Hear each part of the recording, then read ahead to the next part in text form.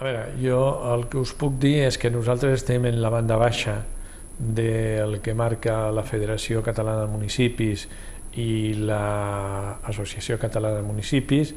Puc dir-vos que per voluntat pròpia doncs, vam prendre la decisió de congelar els sous des de fa 3 anys, a part de que l'últim any el vam reduir doncs, tal com va marcar la llei, en ventalls que anaven des del 5 al 8%, i avui ho comentàvem amb alguns responsables que es dona la curiosa circumstància de que el polític que més cobra la meitat del funcionari que més cobra.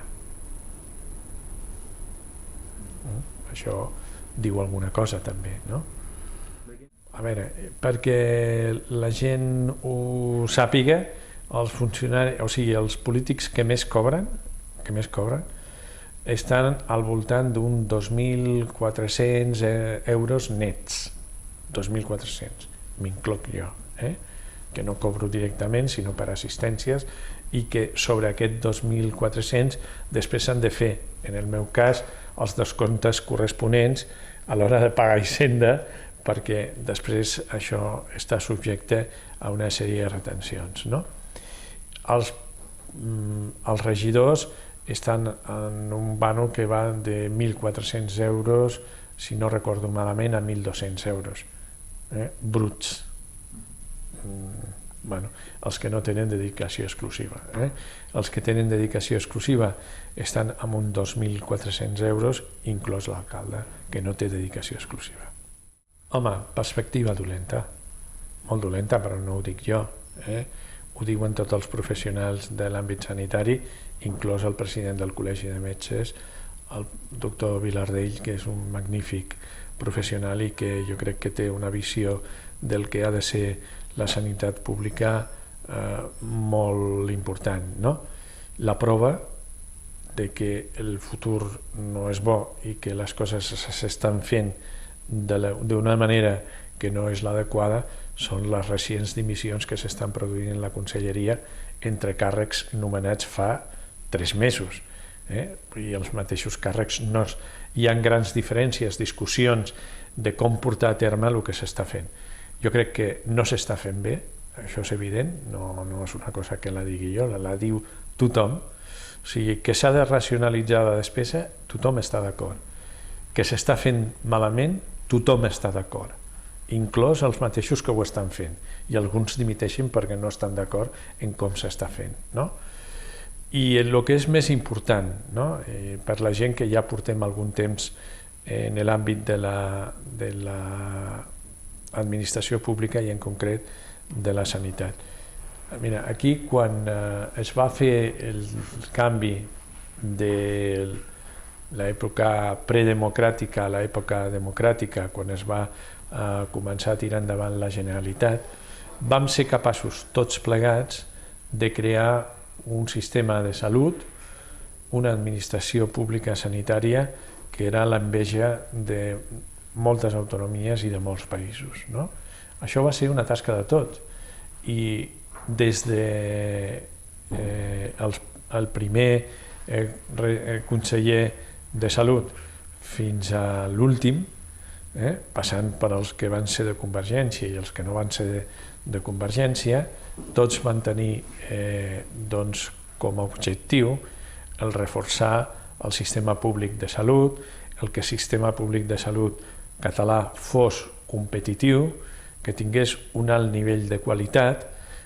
Això actualment està en perill. Tot està en perill.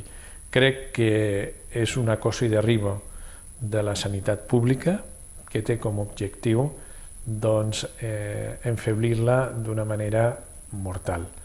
Vull dir, s'està reduint de tal manera la sanitat pública que jo crec que serà molt difícil que es pugui recuperar. Avui llegia les últimes mesures que ha pres Mútua de Terrassa, que són unes mesures impensables en un país civilitzat i que vulgui una assistència sanitària pública de qualitat.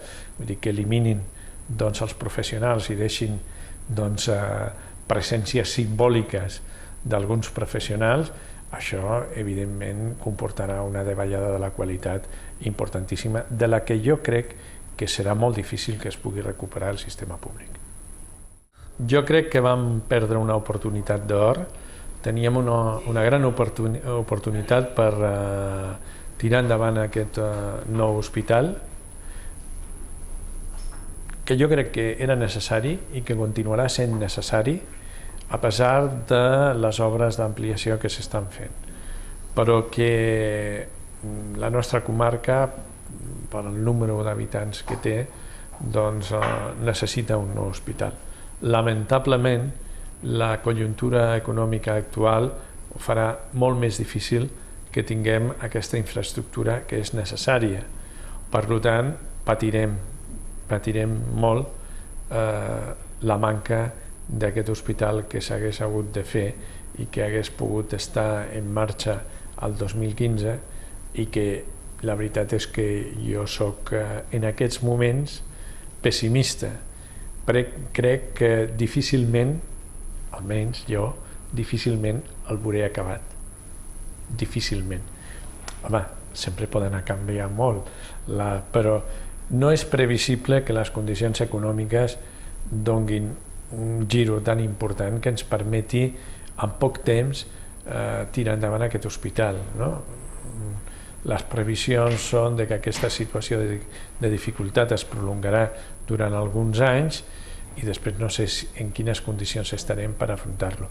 No perquè no sigui necessari, és necessari el 2011, el 2012, el 2013 i a mesura que vagin passant els anys es farà més necessari, no? Bueno, hem perdut l'oportunitat, no? Esperem que es torni a presentar una altra oportunitat i que aquesta vegada no la